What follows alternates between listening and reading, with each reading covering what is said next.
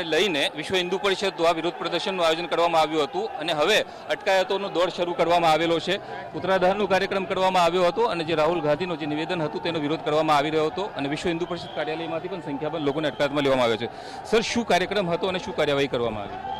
અત્યારે અહીંયા પોલીસ દ્વારા જે બંદોબસ્ત મૂકવામાં આવેલ છે અને અહીંયા પોલીસ બંદોબસ્ત દ્વારા કેટલાક એવા જે છે માણસોની ડિટેન અત્યારે કરવામાં આવેલ છે અને એને મોકલવામાં આવી રહ્યા છે।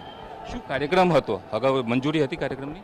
એ અત્યારે અહીંયા ભેગા થયા હતા એને જો કાર્યક્રમ હતા સંતોને સાંભળવા માટે અને એ ઓફિસમાં જ્યારે બહાર આવ્યા અને એને પછી ડિટેન કરવામાં આવી રહ્યા છે। અંદાજે કેટલા લોકોની અટકાયત કરવામાં આવી છે અને ક્યાં લઈ જવામાં આવ્યા છે? અત્યારે એને પોલીસના જે મથક છે ત્યાં લઈ જવામાં આવશે અને એમાં 50 થી 100 માણસો જે છે ડિટેન કરવામાં આવશે। જે કેટલાક લોકોની અટકાયત કરવામાં આવી છે તેઓને હેડક્વાર્ટર ખાતે લઈ જવામાં આવ્યા છે અને હવે આગળની કાર્યવાહી કરવામાં આવશે। કેમેરામેન તોસીફ મલિક સાથે યુનુસ ગાઝી, TV9 અમદાવાદ।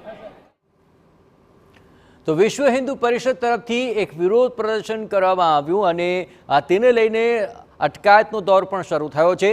ગુજરાતમાં રાહુલ ગાંધીના પ્રવાસને લઈને વિશ્વ હિન્દુ પરિષદે રાહુલ ગાંધીના હિન્દુવાળા નિવેદનને લઈને વિરોધ પ્રદર્શન કરવાનું આયોજન કર્યું હતું અને તેમણે વિરોધ કર્યો અને તેમની અટકાયતનો સિલસિલો પણ એક તરફ ચાલી રહ્યો છે। બીજી તરફ કોંગ્રેસ કાર્યાલય બહાર કાર્યકર્તાઓ સાથે રાહુલ ગાંધી મુલાકાત કરવાના છે અને એ પહેલાં ત્યાં કોંગ્રેસ કાર્યકર્તાઓમાં જુસ્સો જોવા મળી રહ્યો છે। કોંગ્રેસ કાર્યાલય બહાર અત્યારે મોટી સંખ્યામાં કાર્યકર્તાઓનો જમાવડો છે અને ઢોલ નગારા તાશા સાથે તેમનું સ્વાગત કરવા માટેની તૈયારીઓ થઈ રહી છે અને એ તૈયારીઓ સાથે હવે રાહુલ ગાંધી ટૂંક સમયમાં જ કોંગ્રેસ કાર્યાલય પર પહોંચી રહ્યા છે જ્યાં મોટી સંખ્યામાં કાર્યકર્તાઓનો છે જમાવડો।